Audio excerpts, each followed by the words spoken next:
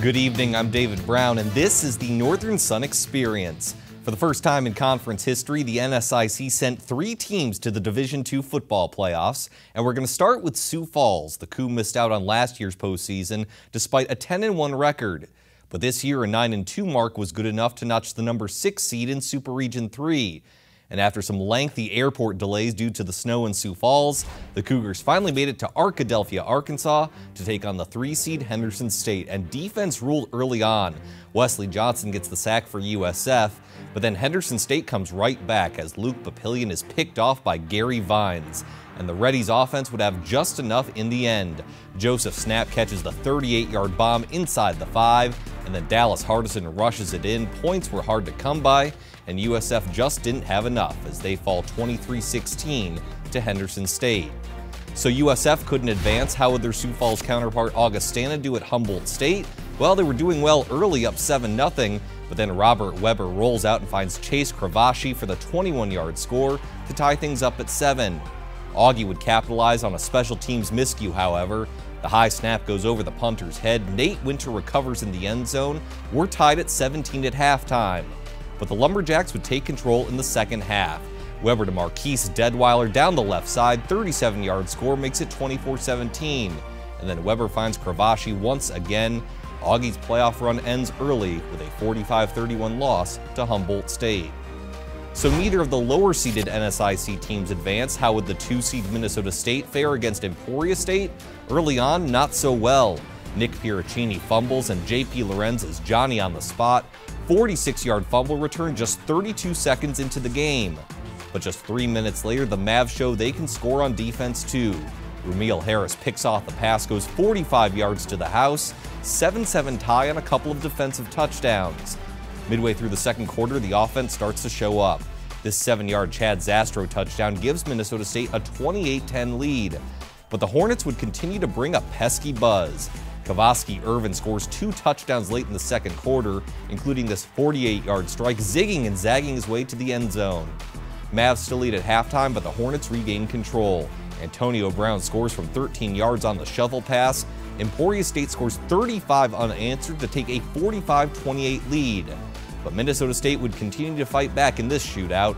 Zastro gets his 3rd touchdown from 24 yards. Mavs lead 49-48 in the waning seconds, but Emporia State has a chance to win it with a 33-yard field goal, and Austin Morton nails it at the buzzer. Emporia State shocks Minnesota State in a wild one, 51-49, so all 3 NSIC teams fall in the first round of the playoffs.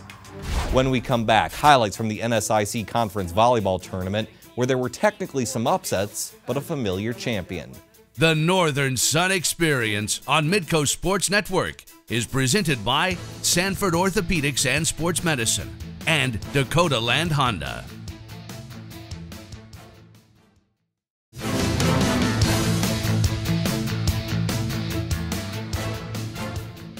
Welcome back to the Northern Sun Experience. With 7 teams ranked in the top 25 nationally, including 5 in the top 9, the NSIC's 8-team conference volleyball tournament is easily the most cutthroat competition in the country.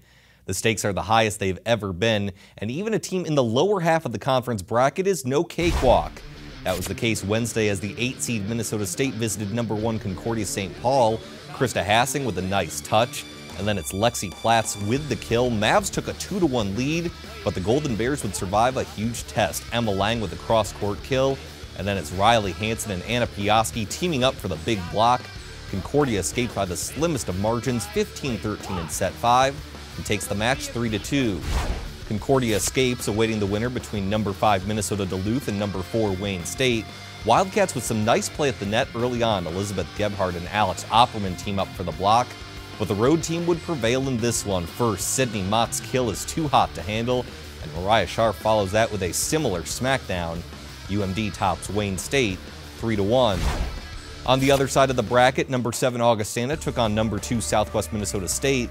The Mustangs' Kenzie Beekman with the big block at the net early, but Augustana would hang tough. Kelsey Kaufman with the hammer. The Vikings would take the first 2 sets and be primed for an upset, but the Mustangs would battle back and take it. Sarah Parker goes cross-court for the kill. SMSU needs 5 to escape with a 3-2 win over Augustana. The last quarterfinal pit number 6 Winona State against number 3 Northern State.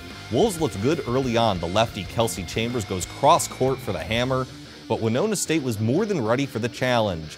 Taylor Gore's shot can't be corralled. Warriors take the first 2 sets, and they would finish in impressive fashion. Maria Raggi throws it down, and in the biggest upset, Winona State sweeps Northern State in Aberdeen. Winona's win set up a semifinal matchup between the Warriors and Mustangs. McKenna Larson goes up and nails the kill right into your living room. Mustangs with a little trickery later on in the match. Megan Larson with the no-look hit over the net, but it was no match for the Warriors. Taylor Gore goes cross court, and Winona State notches another upset, topping SMSU 3-2. They would take on the winner between Minnesota Duluth and Concordia in the championship. Anna Piaski continues right where she left off in the quarterfinals, throwing it down early. Later on, Heather Schiller remains on point for the Golden Bears, smacking down the Duluth comeback. UMD would prove to be a tough foe once again for the Golden Bears, however. Mariah Scharf with the kill down the line, but in the end, Concordia would once again sneak by. Emma Lang's shot ricochets off the Bulldogs. Concordia St. Paul needs 5 sets to move on over UMD. So that sets up the conference championship. Number 6 Winona State, number 1 Concordia St. Paul. Maria Raggi very determined to make it 3 straight upsets for the Warriors with the hammer down there, but the persistence of Concordia would prove to be the difference maker. Riley Hansen sticks with it and closes out set 2, 25-20. And then it's Emma Lang setting up Anna Piaski for the kill. Concordia St. Paul wins the 2015 conference tournament with a 3-1 victory over Winona State. So here's a look at the Central Region Tournament. A total of 3 NSIC teams make it to the big dance. By virtue of winning the conference title and being the number 1 team in the country heading into the weekend, Concordia St. Paul gets the number 1 seed and will host the Central Region Tournament starting on Thursday, December 3rd. They'll face the 8 seed Southwestern Oklahoma State. The winner of that match will face the winner between number 4 Central Oklahoma and number 5 Nebraska Kearney. As for other NSIC teams, Southwest Minnesota State earns the number 3 seed in the region, where they will face the 6 seed Washburn. And finally, Wayne State gets the number 7 seed. They'll face the 2nd seed in Central Missouri. And we're joined right now on the phone by Concordia St. Paul volleyball head coach Brady Starkey. Coach, very simple question. How does it feel to win the conference tournament and host the Central Region? We're pretty fired up. We haven't won that conference tournament in many years, so I know the girls were fired up and excited about it. I think they're even just as excited. I think that we got the number one seed and get to host coming up here in a couple of weeks. So yeah, we're all pretty fired up about it. Now, last year was the first season in the last 8 where you did not win the national championship. So do you feel like your team has sort of regained that championship edge this year? You know, I think that towards the end of the year here, we've kind of started to be where I kind of thought we would be, I think. But you know, initially, I think starting out, we definitely had a slower start than I expected, considering we had everybody back and we had a really solid spring. So, but really kind of excited where we're at right now, and hopefully we just keep getting better from here on out. And finally, Brady, as I mentioned before last season, you had won 7 straight national championships. It's no secret you know exactly what to do in order to reach the top. So how are you approaching your girls for this upcoming postseason? It's really kind of no different than we approach every postseason. I think that you know, just get out there, keep working hard, and then keep trying to improve every day. You know, I think that's kind of the unique thing about our team right now, is that we haven't exactly been peaking, and so hopefully we can kind of continue to get better here as the season goes. So at least that's what we're hoping for. That again was Concordia St. Paul head coach Brady Starkey. Congrats to the Golden Bears. When we come back, 3 NSIC teams made it to the NCAA Central Region Volleyball Tournament, but fans of 2 schools in particular are confused why their teams did not make it. We attempt to sort things out next. The Northern Sun Experience on Midco Sports Network is presented by Sanford Orthopedics and Sports Medicine and Dakota Land Honda.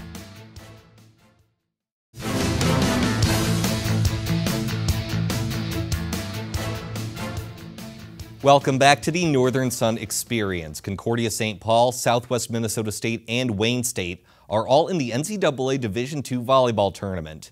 But fans and honestly some coaches and players are confused why 2 NSIC schools did not get in. Northern State and Minnesota Duluth each had impressive resumes after the conference tournament. The Bulldogs were ranked number 1 in the AVCA coaches poll for 4 straight weeks in late September and early October. Meanwhile, the Wolves started the season 21-0 and got as high as number 2 in the coaches poll, holding that position for a couple of weeks. So the question becomes, why didn't these two schools make the NCAA tournament, and what can potentially be done in the future to ensure they do make it? We tried to find the answer. The NCAA Division II Volleyball Tournament consists of 64 teams from across the country. Minnesota Duluth is 23-8 on the season. Northern State is 25-4. Yet neither team is among the 64 in the field. I think there's a lot of people in Aberdeen and all over that are just going, yeah, we don't get it. I wish there was a manual that could explain how to talk to your team who's ranked 5th in the nation and who just got told they're not getting to advance into the NCAA tournament, because I would certainly read that book and I use that advice. Minnesota Duluth head coach Jim Booz is referring to his team's current 5th place status in the American Volleyball Coaches Association poll. Northern State is 6th in the most recent rankings, but those numbers are not something the NCAA considers. We don't use coaches polls across the board for any of our 3 divisions. Coaches polls are not utilized for selections to NCAA Championships. That's deemed a little too subjective. We use, hard statistics and records and things such as that. Marie Scavron is the NCAA's championship manager specifically for Division II volleyball. The annual tournament is split into 8 different regions that represent different pockets of the country. Each of those 8 regions gets 8 spots, making up the 64-team field. Within each of those regions is 3 different conferences. All those conferences get an automatic qualifier, while the other 5 teams within the region are at-large bids. The philosophy is that, the membership, which are all of the Division II member institutions who make the rules, determined that, the scheduling for Division II, we're scheduling the majority of the athletics competition with other members of Division II, and usually within the region, to try to minimize the missed class time, and also for some, reduced regular season travel budget. The NSIC is part of the Central region, which also consists of the MIAA and the GAC. Those 3 conferences ended up fighting for the final 5 spots in the region after the automatic qualifiers. The NCAA uses a statistical formula that ranks a team's strength of schedule as well as its win-loss record in order to determine which 5 teams are most worthy of those at-large bids. And with those calculations, Northern State and Minnesota Duluth missed the cut. Trying to explain some of this to 19 through 21, 22-year-old kids is kind of interesting. In order to provide more transparency, the NCAA has its formula calculations readily available for the public on its website. And while coaches from both Northern State and Minnesota Duluth acknowledge that the regionalization model is applied correctly, they also feel it leaves out some of the top teams because each pocket of the country must have equal representation in the tournament, even if the caliber of the teams isn't the same across each region.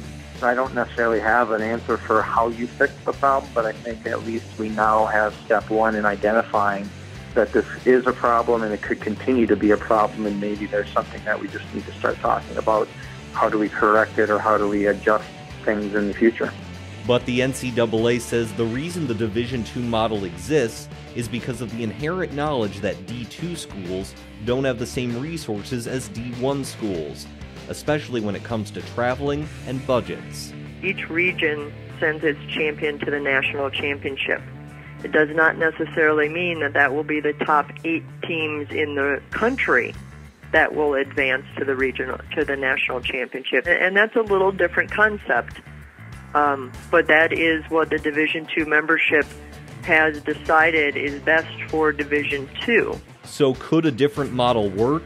Marie Scavron says any consideration for a different system won't happen overnight.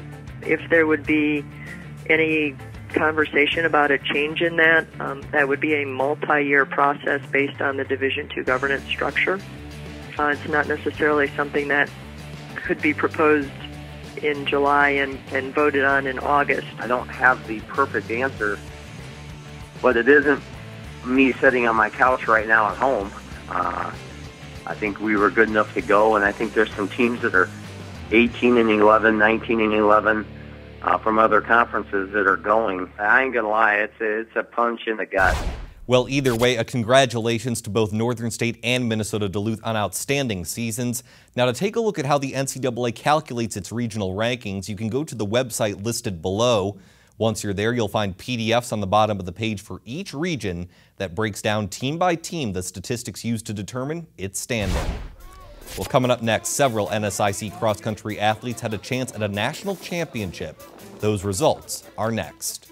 The Northern Sun Experience on Midcoast Sports Network is presented by Sanford Orthopedics and Sports Medicine and Dakota Land Honda.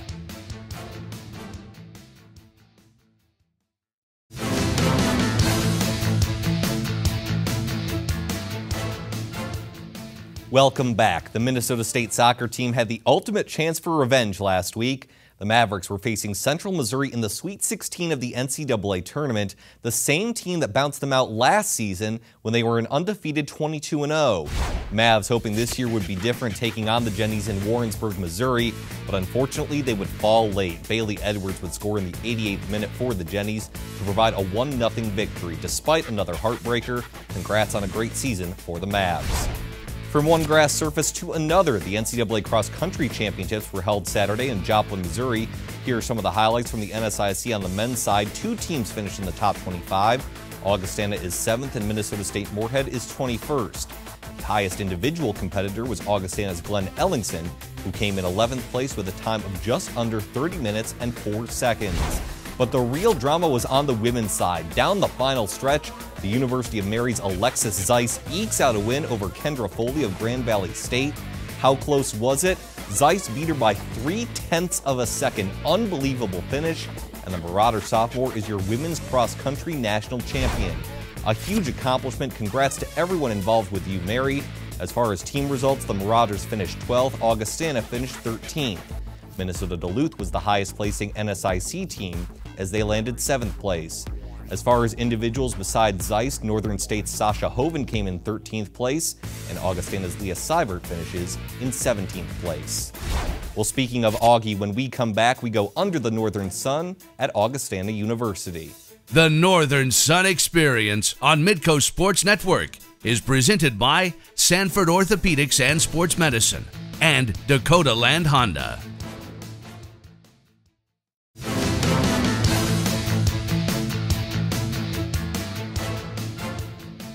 Welcome back to the Northern Sun Experience. We end our show this evening by shining the spotlight on one of our member schools with a feature we like to call Under the Northern Sun.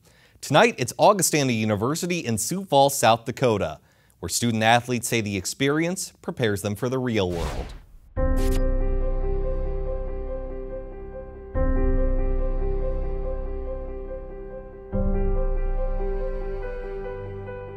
Here at Augustana, I felt the things that we do differently than other programs we compete against or other programs in the nation is we have a great faculty and staff who are at every game, who are there cheering loudly for us, and it's a great advantage to know that my professors and people I meet on the street who are big Augie boosters are always at our games and always encouraging us every chance they get.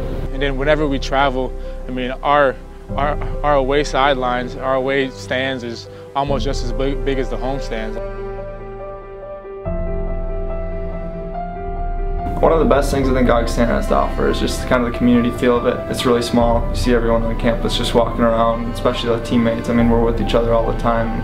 Professors know you by name. You're not just a number here. We don't focus so much on like our accomplishments all the time, but building strong relationships. So you really have a family here, and it's just awesome to be a part of it. I think at Augustana we were given a lot of things into our own hands and challenge us, because in the real world we're not going to have people babying us, so you have to make your own decisions, and I feel like here we got that opportunity. Being at Augustana, I have learned to juggle things more than I expected to. Being busy with 2 sports and wanting to manage all of it has been tough, but being at Augie has really helped me figure out time management, learn how to deal with stress and giving full effort because it's something I believe in and something I want to pursue it's my goal to be a physical therapist, and I think Augie and the professors have helped me greatly with that. Being a student athlete has helped me become a better leader. It's helped me to be more helpful. I mean, in high school I was, everybody's somewhat the star in high school, and everybody's looking at you, but I mean, when you get to college, you have to work your way up, and it's definitely helped me to go out there and reach out to other people and just be more outgoing, and it's helped me build confidence in myself as a person, just being a student athlete here. I've become a lot more outgoing. Obviously in college you're kind of on your own, but I guess being with the team you develop those relationships, but also just I guess appreciating being on the field and everything that we have. So.